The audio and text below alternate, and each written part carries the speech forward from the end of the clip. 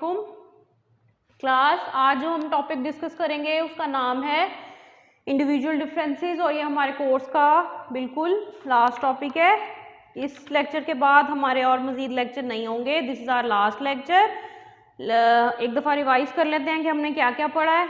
हमने सबसे पहले स्टार्ट किया था मोटिवेशन से। उसमें हमने क्या देखा कि मोटिवेशन क्या होती है, मोटिव्स क्या होते हैं, वो किस तरह से बनते हैं, बेसिक उनकी क्या आइडेंटिटी होती है, क्या प्रोसीजर होता है।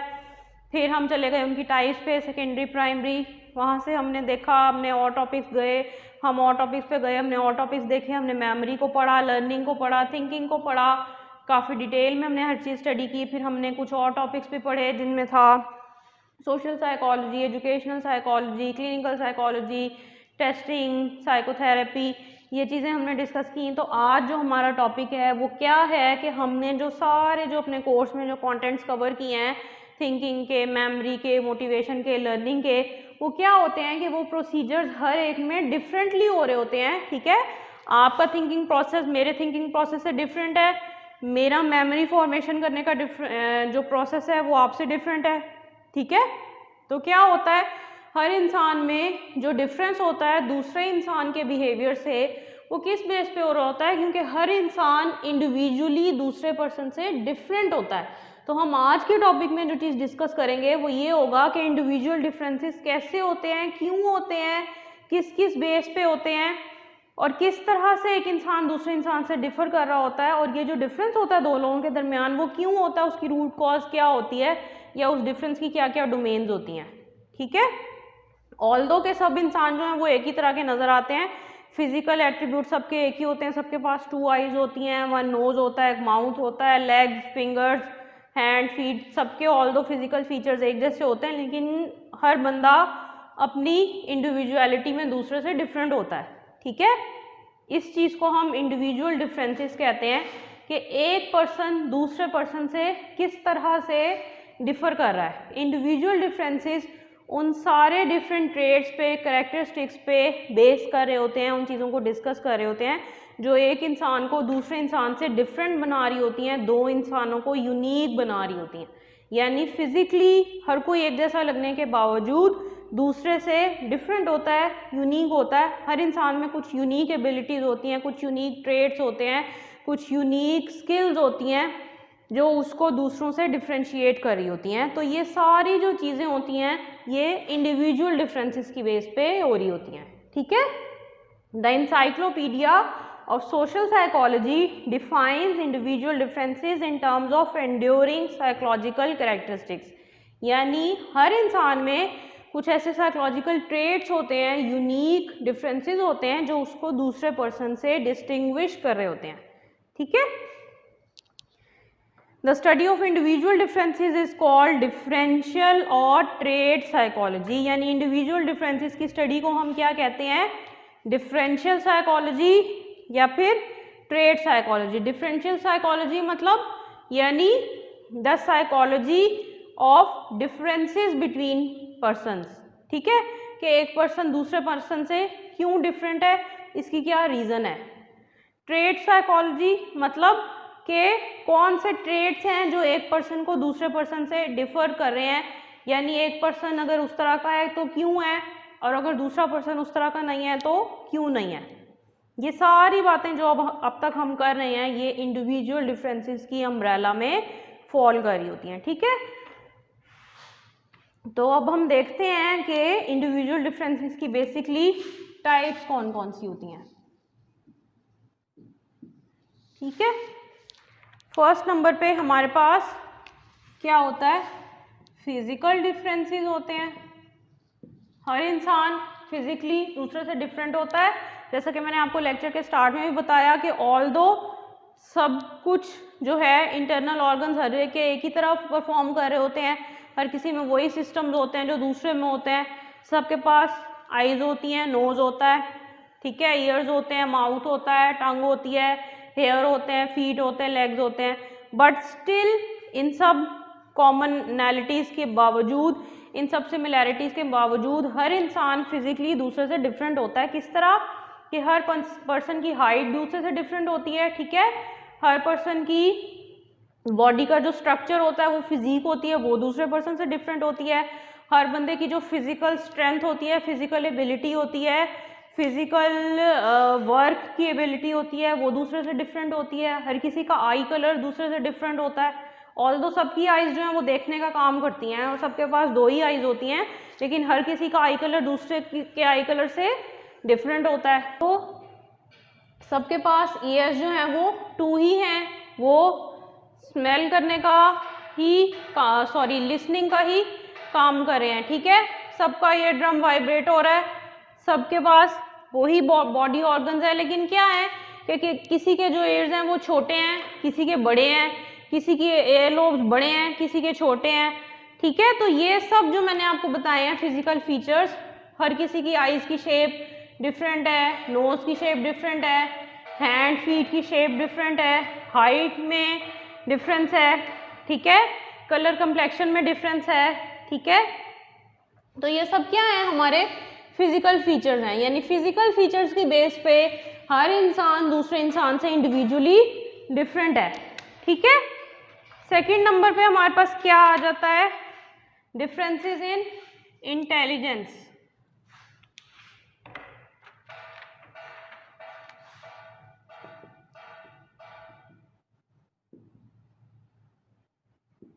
डिफरेंसेस इन इंटेलिजेंस कैसे होते हैं कि हर इंसान जो है वो इंटेलेक्चुअल एबिलिटी में, इंटेलिजेंस में दूसरे से डिफरेंट है। ठीक है, हमारे पास जब हम बात करते हैं इंटेलिजेंस की, जो हमें इंटेलिजेंस टेस्ट जो बताते हैं, लेट्स सपोज कि ये हमारे पास एक ग्राफ की अगर लाइन है, तो यहाँ से अगर हम 0 का लेवल स्टार्ट करते हैं तो जिन लोगों का IQ बहुत ज़्यादा अच्छा होता है और जो इंटेलिजेंस टेस्ट में बहुत अच्छा परफॉर्म करते हैं, जिनको हम पैरानॉर्मल की कैटेगरी में ले जाते हैं, उनका IQ 120 प्लस होता है। ठीक है, और बाज़ लोग जो हैं वो उनका IQ बहुत ही कम होता है, तो क्या होता है कि वो इस रेंज में फॉलो कर रहे होते हैं। यानी जो लोग इस रेंज में फॉलो कर रहे होते हैं वो क्या होते हैं कि वो, हम उनको इडियट्स या फिर इम्बिसाइल्स कहते हैं। ठीक है, एक नॉर्मल IQ की रेंज जो है वो 50 प्लस से लेके 100 तक के बीच में होती है। ठीक है, जिन लोगों का IQ जो है वो इस रेंज में होता है वो भी एबनॉर्मल टेंडेंसीज की तरफ होते हैं, और जिन लोगों का IQ ये वाली रेंज में होता है, ऑल्दो होते वो गिफ्टेड लोग हैं, उनमें कुछ ऐसे ट्रेड्स होते हैं जो बाकी लोगों में नहीं होते। ठीक है, और वो बहुत ज़्यादा इंटेलेक्चुअल होते हैं, बट स्टिल ये भी एक एबनॉर्मेलिटी की रेंज है। ठीक है, क्योंकि ये दोनों एक्सट्रीम्स हैं, this is an extreme, this is an extreme, ये बीच वाली रेंज है, इसके बीच में जो है वो लोग फॉलो कर रहे होते हैं। ठीक है, तो यानी आप देखें कि कुछ लोग जो हैं वो इस रेंज में आ रहे होंगे, कुछ इस रेंज में आ रहे होंगे, कुछ यहाँ फॉल कर रहे होंगे, कुछ का 50 होगा, तो हर बंदा इंटेलिजेंस लेवल में दूसरे बंदे से डिफरेंट है। तो क्या है कि इंटेलिजेंस में भी इंडिविजुअल डिफरेंसेस हो गए। ठीक है, थर्ड नंबर पे हमारे पास बात आ जाती है जी एटीट्यूड की।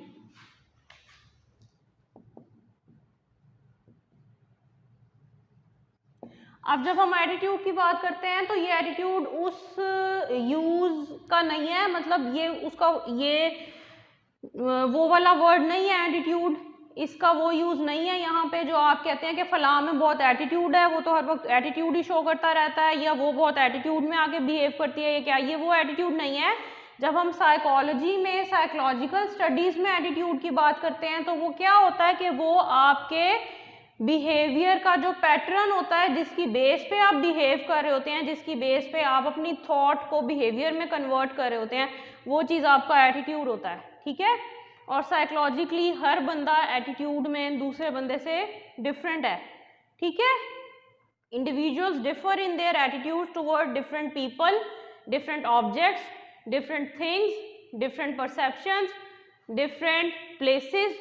हर बंदा दूसरे लोगों को मुख्तलिफ नज़र से देख रहा होता है। ठीक है, हर बंदा एक चीज़ के बारे में मुख्तलिफ परसेप्शन रख रहा होता है, यानी एक ही चीज़ के बारे में दो लोग मुख्तलिफ तरीके से सोच रहे होते हैं। क्यों?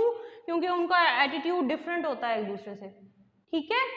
एक ही जगह के बारे में, एक ही इवेंट के बारे में दो लोगों की मुख्तलिफ मेमोरीज होती हैं। क्यों? क्योंकि वो दो डिफरेंट पर्सन्स होते हैं और उनका डिफरेंट एटीट्यूड होता है एक दूसरे से, ठीक है। उसके बाद बात आ जाती है अचीवमेंट की। हर बंदा अचीवमेंट लेवल में, अचीवमेंट मोटिवेशन में दूसरे से डिफरेंट होता है। अगर आपको याद हो तो हमने अचीवमेंट की बात, अचीवमेंट मोटिवेशन की बात अपने मोटिवेशन वाले टॉपिक में डिस्कस की थी। हमने देखा था कि अचीवमेंट मोटिवेशन जो है वो 2 टाइप्स का होता है, इंट्रिंसिक एंड एक्सट्रिंसिक। तो जब हम इंट्रिंसिक एंड एक्सट्रिंसिक की बात करते हैं तो कोई लोग जो हैं, कुछ लोग वो इंट्रिंसिकली मोटिवेटेड होते हैं कि कोई ना कोई इंटरनल फोर्स उनको मेंटेन कर रही होती है, कोई इंटरनल फोर्स उनको कंपेल कर रही होती है, उनका कोई गोल होता है या उनको कोई पर्सनल क्वालिटीज उनमें ऐसी होती हैं कि वो अपना गोल अचीव करना चाह रहे होते हैं, या वो अगर किसी पर्सन को आइडियलाइज कर रहे होते हैं, उसको एक मॉडल बना रहे होते हैं, तो क्या होता है कि वो उसको इंटरनल कैरेक्टरिस्टिक्स पे बेस करके बना रहे होते हैं, उसको इंटरनली मोटिवेटेड होते हैं। कुछ लोग ऐसे होते हैं जिनको लोगों के बिहेवियर से ज़्यादा, उनकी इंटरनल पर्सनैलिटी से ज़्यादा उनके फिजिकल एट्रीब्यूट्स अच्छे लगते हैं, उनको मनी बहुत ज़्यादा अट्रैक्ट करती है, मॉनेटरी थिंग्स बहुत ज़्यादा अट्रैक्ट करती हैं, चीज़ों के फिजिकल एट्रीब्यूट्स बहुत ज़्यादा अट्रैक्ट करते हैं, ठीक है। तो ऐसे लोग क्या होते हैं कि जो अपनी इंटरनल फीलिंग्स की बजाय किसी और चीज़ से मोटिवेट हो रहे होते हैं। तो हमने क्या पढ़ा था, ऐसे लोग क्या होते हैं, एक्सट्रिंसिकली मोटिवेटेड होते हैं अचीवमेंट के लिए, ठीक है। तो क्या होता है कि हर बंदा दूसरे लेवल से अचीवमेंट में भी डिफरेंट होता है। हर बंदा अपनी लाइफ के अचीवमेंट फेज में डिफरेंट स्टेप्स पे खड़ा होता है, ठीक है। You can say it's like a ladder. कोई बंदा जो है वो बिल्कुल यहाँ पे खड़ा हुआ है, कोई यहाँ पे है, कोई यहाँ पे है, कोई इधर है, कोई इधर है, ठीक है। दो बंदे साइड बाय साइड भी हो सकते हैं, ठीक है। ऐसा भी है कि दो बंदों के दरमियान एक यहाँ पे भी होगा। मतलब हर पर्सन डिफरेंट पॉइंट पे कुछ ना कुछ अचीव कर रहा है या कुछ ना कुछ अचीव करने के लिए स्ट्राइव कर रहा है, ठीक है। उसके बाद है डिफरेंस इन मोटर एबिलिटी, यानी क्या है कि हर इंसान में फिजिकल एक्टिविटी परफॉर्म करने की जो सलाहियत है, जो कैपेसिटी है, वो दूसरे इंसान से डिफरेंट है। कुछ लोग बहुत ज़्यादा स्ट्रेनस एक्सरसाइज भी बहुत अच्छे तरीके से कर लेते हैं, हैवी वेट्स बहुत अच्छे तरीके से उठा लेते हैं। यहाँ पे बॉडी बिल्डिंग की बात नहीं हो रही स्पेसिफिकली, हम आम नॉर्मल लोगों की बात कर रहे हैं। कुछ लोग बहुत ज़्यादा फिजिकल एक्टिविटी कर सकते हैं और वो इतना नहीं थकते। कुछ लोग ज़्यादा फिजिकल एक्टिविटी के आदी नहीं होते, वो थोड़ा बहुत भी काम करते हैं तो वो बहुत ज़्यादा टायर्ड हो जाते हैं, ठीक है। तो क्या है कि हर बंदा मोटर एबिलिटी में दूसरे बंदे से डिफरेंट लेवल पे होता है, ठीक है। नंबर 6 पे हमारे पास जो डिफरेंस आ रहा है वो है हमारे रेशियल डिफरेंसेस,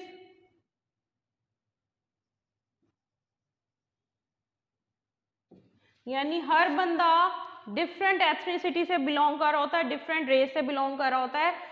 जैसे हमें पता है कि हर किसी का डिफरेंट, दूसरे बंदे से डिफरेंट कास्ट होती है, डिफरेंट जो है वो बिलीफ होता है, ठीक है। इवन एक कंट्री में डिफरेंट जो सिटीज़ होती हैं, जो डिफरेंट सिटीज़ होते हैं, जो उनमें लोग रह रहे होते हैं, उनका सबका होम टाउन दूसरे लोगों से डिफरेंट होता है, ठीक है। एक हाउसिंग सोसाइटी में अगर इमेजिन कर लेते हैं कि 10 होम्स हैं, ठीक है। उन 10 होम्स में रहती हुई जो जो भी फैमिलीज होंगी, वो ज़रूरी तो नहीं है कि वो उस होम में रहने से पहले उसी सिटी में ही रहती हों, वो किसी और सिटी से भी हो सकती हैं, कहीं और एथनिसिटी से हो सकती हैं। हो सकता है कि वो किसी दूसरे सिटी से आई भी रह रही हों, कहीं बाहर फॉरेनर कंट्री से आए हों, ठीक है। तो हर एक के रेशियल डिफरेंसेस भी होते हैं दूसरे पर्सन के साथ, ठीक है। Difference due to nationality.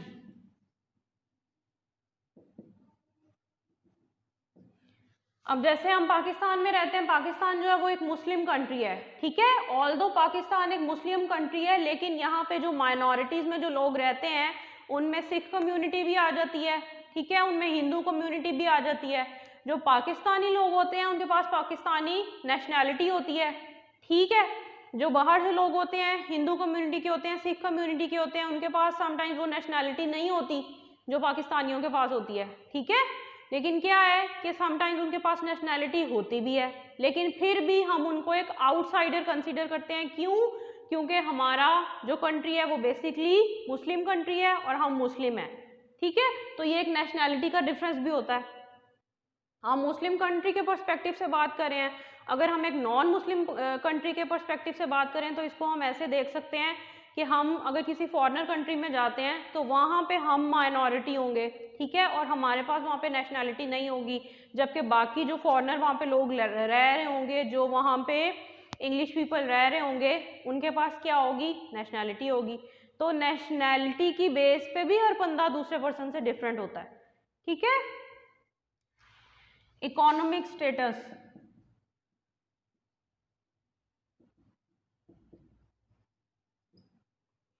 जैसा कि आप सबको पता है कि हर सोसाइटी में कुछ इकोनॉमिक क्लासेस होती हैं, कुछ बहुत ज़्यादा एलीट क्लास होते हैं, कुछ जो है वो रिच की कैटेगरी में आ रहे होते हैं। अब रिच की भी बहुत सारी कैटेगरीज हैं, कुछ अपर लेवल के रिच होते हैं, कुछ मीडियम लेवल के रिच होते हैं, कुछ ज़रा बिलो लेवल के रिच होते हैं।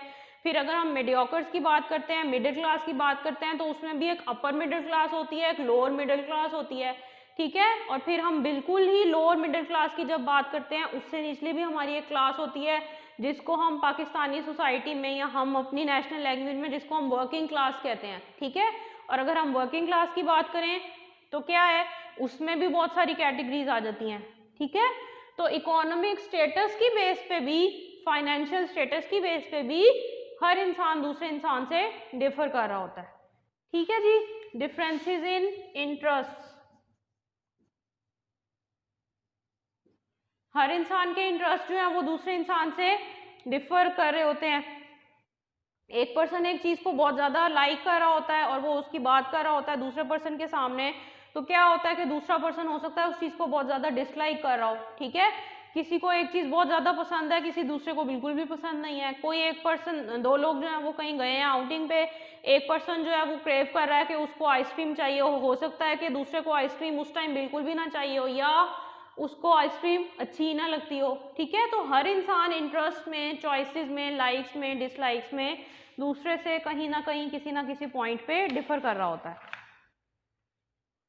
ठीक है जी। उसके बाद इमोशनली भी दो लोग डिफर कर रहे होते हैं, ठीक है।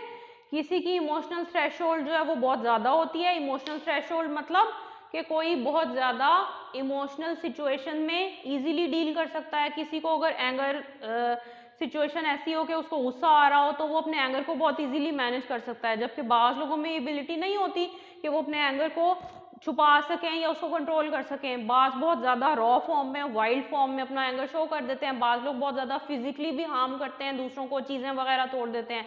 बाज़ क्या होते हैं, अगर किसी को गुस्सा आया, इमोशनल सिचुएशन है, तो वो बिल्कुल लोनलीनेस में चले जाएंगे, वो अपने आप को सेपरेट कर लेंगे, आइसोलेट कर लेंगे, ठीक है।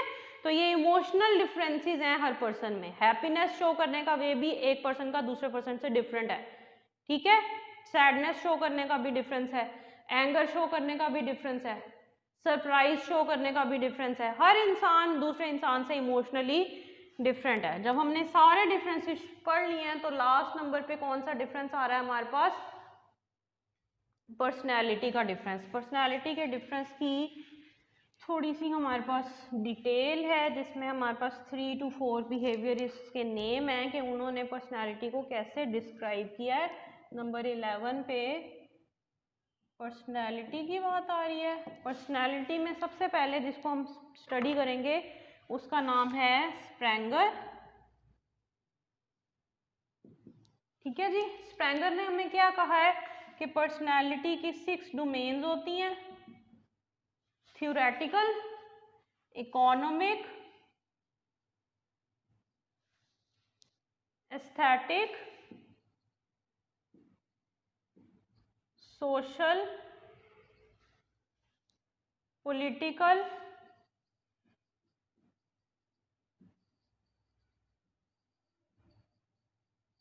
रिलीजियस।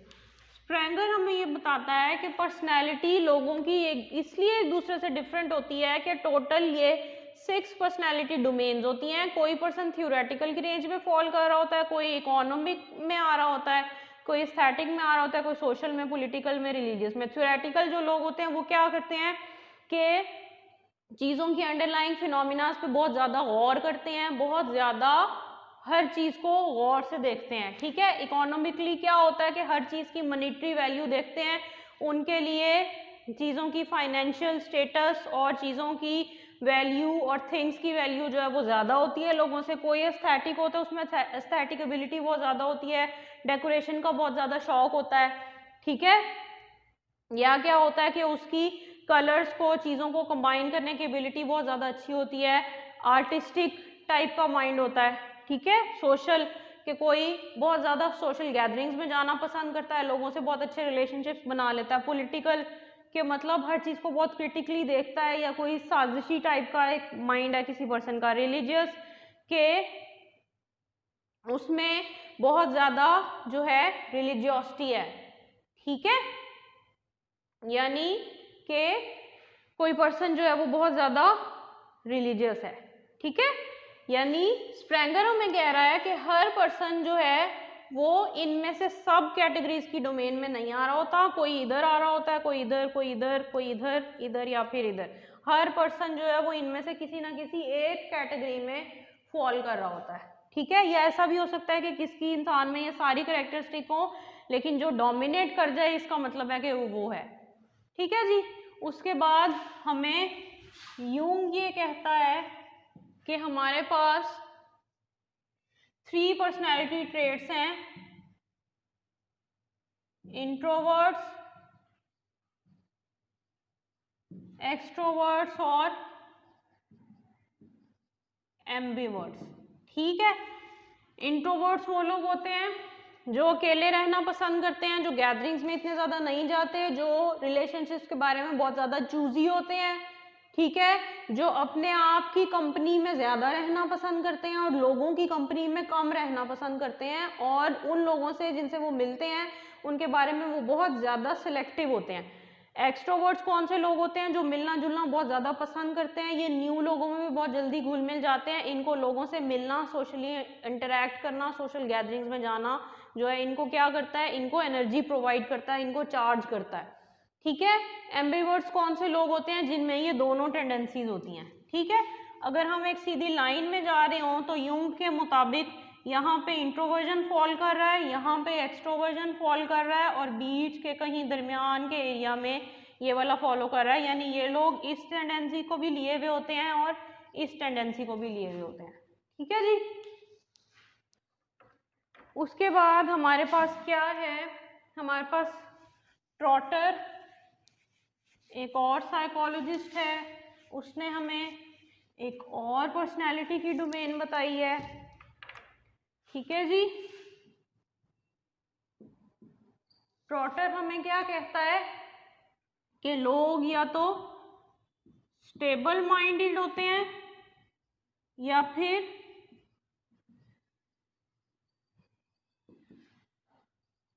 अनस्टेबल माइंडेड होते हैं। स्टेबल माइंडेड कौन लोग होते हैं? जिनको अपने ऊपर बहुत ज़्यादा कंट्रोल होता है, जो कि ओवरली इमोशनल सिचुएशंस में भी बहुत नॉर्मल रहते हैं। अगर उनको गुस्सा आता है तो वो उसमें कोई तोड़फोड़ नहीं करते, अगर उनको सैडनेस होती है तो वो उसमें कोई रोना धोना नहीं करते, ठीक है। और अनस्टेबल माइंडेड कौन से लोग होते हैं कि उनको नहीं पता होता कि कब किस सिचुएशन में किस तरह बिहेव करना है। गुस्सा आएगा तो बहुत ज़्यादा वाइल्ड हो जाएंगे, उनको अपने रिलेशनशिप सही तरह रखने नहीं आएंगे, उनको नहीं पता होगा किस तरह कैसे बिहेव करना है, हैप्पीनेस एक्सप्रेस करने का नहीं पता होगा, ठीक है। वो अपने इमोशंस में बहुत ज़्यादा रॉ और बहुत ज़्यादा वाइल्ड और बहुत ज़्यादा एक्सट्रीमिस्ट होंगे। ट्रॉटर के मुताबिक लोग या तो स्टेबल होते हैं या फिर अनस्टेबल होते हैं, ठीक है। उसके बाद थॉर्नडाइक है, थॉर्नडाइक को हमने लर्निंग में भी पढ़ा था। थॉर्नडाइक जो है अब हमारे पास इंडिविजुअल डिफरेंसेस में भी आ गए हैं। ये बेसिकली ये कंसेप्ट भी लर्निंग से ही डील कर रहा है, यानी कि लोग जो हैं किस तरह से थिंक करते हैं, ये लोगों की थिंकिंग कैपेसिटी की बेस पे उनको आइडेंटिफाई कर रहा है। थॉर्नडाइक क्या कह रहा है कि लोग या तो एब्स्ट्रैक्ट थिंकर्स होते हैं या फिर क्या होता है कि आइडिएशनल थिंकर्स होते हैं, ऑब्जेक्ट थिंकर्स होते हैं, या फिर क्या होता है कि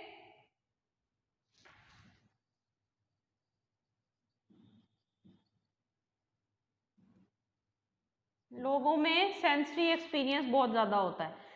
एब्स्ट्रैक्ट थिंकर्स कौन से लोग होते हैं? जो कि चीज़ों को एब्स्ट्रैक्ट वे में देखते हैं, चीज़ों को उनकी शॉर्ट फॉर्म में देखते हैं, ब्रॉड रन में नहीं देख सकते। ठीक है। आइडिएशनल लोग कौन होते हैं? कि जो आइडियोलॉजीज को, आइडियाज़ को बहुत ज़्यादा फॉलो करते हैं, यानी जो समटाइम्स फैंटेसी में भी रहना पसंद करते हैं, चीज़ों को, लोगों को उनकी रियलिटी में नहीं देख रहे होते, अपनी आइडियोलॉजी की बेस पे देख रहे होते हैं। ऑब्जेक्ट थिंकर्स कौन से होते हैं? जो चीज़ों को क्या करते हैं कि ऑब्जेक्टिवली देख रहे होते हैं, उनके नज़र में चीज़ों की वैल्यू ज़्यादा होती है इंसानों से और रिलेशनशिप से। सेंसरी एक्सपीरियंस को फील करते हैं, फॉलो करते हैं बहुत ज़्यादा, यानी जो वो देखते हैं और जो वो सुनते हैं वो उस पर ज़्यादा बिलीव करते हैं, जबकि in reality back of the mind में पिक्चर के पीछे जो एक पिक्चर चल रही होती है वो उसको फोकस नहीं कर रहे होते, यानी वो रीड बिटवीन द लाइंस वाला काम नहीं कर रहे होते, जो जैसा उनको नजर आ रहा होता है वो उसी बेस पे जो है वो बिहेव कर रहे होते हैं। ठीक है। एक और हमारे पास पर्सन है टर्मैन। हम देख लेते हैं कि टर्मैन हमें क्या कह रहा है पर्सनैलिटी के बारे में।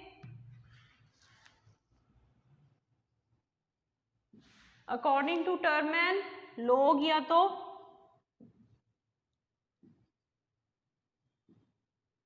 जीनियस होते हैं या फिर नियर जीनियस होते हैं।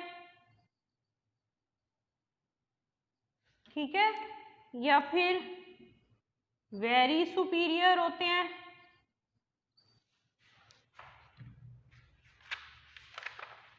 या क्या होते हैं? सुपीरियर होते हैं। और इससे नेक्स्ट क्या है? या फिर एवरेज होते हैं, बैकवर्ड होते हैं,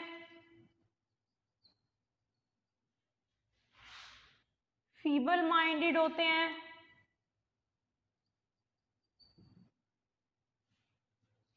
या फिर क्या होते हैं? डल, एंड लास्ट इज इडियट। ठीक है। टर्मैन हमें लोगों की जो इंटेलेक्चुअल कैपेसिटी है उसकी बेस पे उनको डिफाइन कर रहा है। हमने अभी देखा था ना पर्सनैलिटी डिफरेंस के इंटेलिजेंस वाले पॉइंट में कि लोग या तो इंटेलिजेंस की इस रेंज में फॉल कर रहे होते हैं, या इस रेंज में फॉल कर रहे होते हैं, या इस पॉइंट पे होते हैं, या इस पॉइंट पे होते हैं। तो ये लोगों को उनकी इंटेलिजेंस की बेस पे कैरेक्टराइज कर रहा है, यानी फर्स्ट कैटेगरी उनकी है जो बहुत जीनियस होते हैं। ठीक है। नंबर 2 पे वो आ रहे हैं जो आम नॉर्मल लोगों से हाई होते हैं लेकिन जीनियस से बिलो होते हैं, नियर जीनियस होते हैं यानी कि। ठीक है। और क्या होते हैं थर्ड नंबर पे? जो जीनियस के नीचे जो लोग आ रहे होते हैं वो क्या होते हैं कि आम लोगों से थोड़े से ऊपर होते हैं लेकिन जीनियस की कैटेगरी में नहीं जा रहे होते, तो वो उनको वेरी सुपीरियर कह रहा है। ठीक है। वेरी सुपीरियर से बिलो कैटेगरी क्या है कि वो नॉर्मल से तो ऊपर है लेकिन वेरी सुपीरियर से नीचे है, यानी वो सिंपल सुपीरियर है। नंबर 5 पे क्या है कि जो ये सब कुछ नहीं है, सुपीरियर से बिलो कैटेगरी जाहिर है एवरेज की होगी। ठीक है। 6 पे क्या है कि वो बहुत ही ज़्यादा बैकवर्ड थिंकिंग कर रहा है, या वो उसमें कुछ ऐसी टेंडेंसीज हैं जो उसको एक आम नॉर्मल सिचुएशन में बैकवर्ड बना देती हैं। ठीक है। 7 नंबर पे फीबल माइंडेड। फीबल क्या होता है? फीबल का मतलब होता है वीक। ठीक है। फीबल माइंडेड मतलब वीक माइंडेड। एक पर्सन के पास माइंड तो है, कैपेसिटी तो है, थिंक करने की, फील करने की एबिलिटी तो है, लेकिन वो अपनी उस एबिलिटी को यूज नहीं कर पा रहा, तो इसका मतलब है कि वो फीबल माइंडेड है। ठीक है। नंबर 8 इज डल, यानी फीबल माइंडेड से भी बिलो 2 कैटेगरीज हैं जो डल हैं, और नंबर 9 पे वो हैं जो इडियट की कैटेगरी में आ रही हैं। ठीक है। यानी इंटेलिजेंस की डोमेन में जो हमने एक लाइन ड्रॉ की थी, टर्मैन उस लाइन को डिफाइन कर रहा है कि यानी अगर हम इस लाइन को 1 पॉइंट से डिस्कस करें और यहाँ पे हमारा 9th पॉइंट हो, तो इधर तक जाते जाते ये वाला बीच में हमारा वे है, ये रास्ता है, उस रास्ते में ये सारी कैटेगरीज आ रही हैं। ठीक है, अब हम लास्ट नंबर पे ये देख लेते हैं कि इंडिविजुअल जो हमारे पास डिफरेंसेस होते हैं उनकी कॉजेज क्या होती हैं। कॉजेज बहुत कॉमन हो सकती हैं, हमारे पास जेनेटिक कॉजेज हो सकती हैं, ठीक है, एनवायरमेंटल कॉजेज हो सकती हैं, कुछ रेशियल कॉजेज हो सकती हैं, जेंडर डिफरेंसेस हो सकते हैं। ठीक है, अब हम इन सारे डिफरेंसेस को क्या करते हैं, वन बाय वन आइडेंटिफाई कर लेते हैं। Number 1 is heredity. हेरिडिटी के बेस पे इंडिविजुअल डिफरेंसेस हो सकते हैं। ठीक है, क्या है कि हर इंसान फिजिकली दूसरे से डिफरेंट है। क्यों? क्योंकि उसकी जीन्स दूसरे पर्सन से डिफरेंट है। ठीक है, क्योंकि उसके मदर फादर दूसरे पर्सन से डिफरेंट है। इवन एक ही पेरेंट्स के, एक ही कपल के जो सारे चिल्ड्रन होते हैं वो भी एक दूसरे से डिफरेंट होते हैं। क्यों? क्योंकि सब में डिफरेंट जीन्स होते हैं। ठीक है, क्या होता है कि हर एक इंसान का आई कलर दूसरे इंसान से डिफरेंट होता है, हाइट दूसरे इंसान से डिफरेंट होती है, कंप्लेक्शन दूसरे इंसान से डिफरेंट होता है, फिजिकल फीचर्स एक दूसरे से डिफरेंट होते हैं। ठीक है, तो ये सब किसकी बेस पे हो रहा होता है, हेरिडिटी की बेस पे हो रहा होता है। उसके बाद एक और जो फैक्टर है वो क्या है, एनवायरनमेंट, कि आपका किस तरह का ब्रॉटअप है, आप किस तरह के एनवायरनमेंट में रह रहे हैं, आप उसी तरह के हो जाते हैं। ठीक है, according to a famous psychologist, अगर दो ट्विन्स में से एक को पेरेंट्स रखें और एक ट्विन को वो जंगल में, फॉरेस्ट में भेज दें, तो जब वो दोनों बच्चे थोड़े से बड़े होंगे तो वो बच्चा जो पेरेंट्स के साथ रहा होगा वो ह्यूमनली बिहेव करेगा, और जो पर्सन फॉरेस्ट में जाके रहेगा वो एनिमल साउंड्स निकालेगा, वो एनिमल्स की तरह बिहेव करेगा। क्यों? क्योंकि उसको एनिमल्स के पास रखा गया होगा। तो द पॉइंट इज कि जिस तरह के एनवायरनमेंट में आपको रखा जाता है, जो आपको एनवायरनमेंट मिलता है, उसी तरह की आपकी पर्सनैलिटी बन जाती है। ठीक है, थर्ड पे आ रहा है कास्ट, रेस, नेशनैलिटी। ये पॉइंट जो है हम टाइप्स में भी पढ़ चुके हैं कि हर इंसान की कास्ट दूसरे से डिफरेंट होती है, हर इंसान की रेस दूसरे इंसान से डिफरेंट होती है, हर कोई नेशनैलिटी में दूसरे से डिफरेंट होता है। ठीक है, ये इंडिविजुअल डिफरेंस की टाइप भी हो सकती है, या फिर इसकी, पहले हमने टाइप की सेंस में पढ़ा, अब हम इसको कॉज की सेंस में पढ़े हैं। ठीक है, कि हर इंसान इसलिए दूसरों से बिहेव कर रहा होता है क्योंकि वो कास्ट में डिफरेंट होता है, रेस में डिफरेंट होता है, नेशनैलिटी में डिफरेंट होता है। ठीक है, fourth point is influence of sex. जैसे हमें पता है कि हमारे पास कॉमनली जो है वो दो सेक्सेस होती हैं, मेल एंड फीमेल। मेल्स जो हैं वो और तरह बिहेव करते हैं, फीमेल्स जो हैं वो और तरह बिहेव करती हैं। ठीक है, इट इज थॉट कि जो मेल्स होते हैं वो ज़्यादा असर्टिव होते हैं, इमोशनली डिस्टेंस होते हैं, या फिर एक आप इसको ये भी कह सकते हैं कि वो इमोशनली स्ट्रांग होते हैं। फीमेल्स इमोशनल होती हैं, उनमें क्या होता है कि नर्चरेंस का जो कंसेप्ट होता है वो थोड़ा सा ज़्यादा होता है। क्या होता है कि वो ज़्यादा केयरिंग होती हैं। ठीक है, ऑल्दो के जो एक बेबी गर्ल होता है, बेबी बॉय होता है, वो एक ही तरह से उनका ब्रॉटअप किया जाता है, लेकिन क्या होता है कि by the time 11 to 15 years of age में मेल फीमेल बहुत ज़्यादा एक दूसरे से डिफरेंटली बिहेव करने लग जाते हैं। जो मेल चाइल्ड होता है वो बिल्कुल एक एडल्ट मेल की तरह बिहेव करने लग जाता है, जो फीमेल चाइल्ड होता है जब वो 11 to 12 ईयर्स ऑफ एज की रेंज में जाता है तो वो फीमेल एक एडल्ट फीमेल की तरह बिहेव करने लग जाता है। ठीक है जी, नेक्स्ट हम देखते हैं कि टेम्परामेंट में डिफरेंसेस होते हैं। ठीक है, हर कोई एक जैसे टेम्परामेंट का, एक जैसे बिहेवियर टेम्परामेंट का नहीं होता। लेट सपोज के हमारे पास ये बिहेवियर टेम्परामेंट की जो है वो एक रेंज है। ठीक है, कोई पर्सन जो है वो बिल्कुल यहाँ होगा, कोई बिल्कुल यहाँ होगा, कोई इधर होगा, कोई इधर होगा, कोई इधर आ रहा होगा, कोई इधर, कोई इधर, कोई इधर। ठीक है, ये डिफरेंट हमारे पास क्या है, टेम्परामेंट की रेंज है। ठीक है, इन डिफरेंट रेंजेस की बेस पे, इस डिफरेंट लाइन की बेस पे हर इंसान दूसरे इंसान से मुख्तलिफ सिचुएशन में गुस्सा करता है, दूसरे इंसान से मुख्तलिफ सिचुएशन में खुश होता है। ठीक है, क्यों? क्योंकि हर इंसान इस लाइन में कहीं ना कहीं डिफरेंट पॉइंट पे फॉल कर रहा होता है दूसरे से। ठीक है जी, लास्ट नंबर पे आ जाता है एजुकेशन या फिर इकोनॉमिक कंडीशन। एजुकेशन मतलब कि हर इंसान में जो फॉर्मल एजुकेशन होती है दूसरे इंसान से डिफरेंट होती है। किसी की कोई क्वालिफिकेशन होती है, किसी की कोई क्वालिफिकेशन होती है। किसी का फैमिली बैकग्राउंड जो है वो क्या होता है कि कोई एजुकेटेड फैमिली से होता है, कोई अनएजुकेटेड फैमिली से होता है, ठीक है। किसी की इकोनॉमिक कंडीशन जो है वो क्या होती है कि अपर क्लास में फॉल कर रही होती है, किसी की मिडिल क्लास में फॉल कर रही होती है, किसी की बिलो की कैटेगरी में आ रही होती है, कोई वर्किंग क्लास से होता है। तो क्या होता है कि ये भी कॉजेज होती हैं हमारे पास इंडिविजुअल डिफरेंसेस की, ठीक है। तो स्टूडेंट्स यहाँ पे हमारा आज का लेक्चर भी ख़त्म होता है और हमारा इस सेमेस्टर का कोर्स भी ख़त्म होता है। अब से क्या होगा, आगे ऑनवर्ड्स हमारे जस्ट सेशंस हुआ करेंगे, हमारा और लेक्चर नहीं होगा। This was your last lecture.